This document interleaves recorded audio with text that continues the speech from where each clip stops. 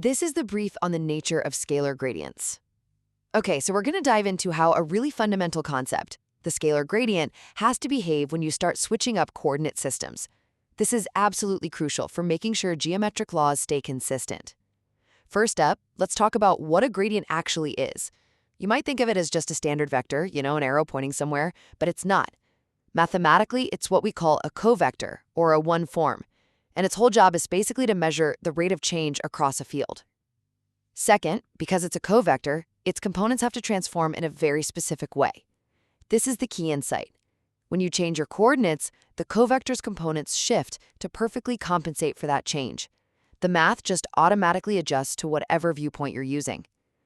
And finally, this all leads to the big payoff, which is geometric invariance. So yeah, the actual numbers, the components, they're going to change depending on the coordinates you pick, but they change in such a way that the gradient's real physical effect is perfectly preserved. The underlying geometry stays the same no matter how you look at it.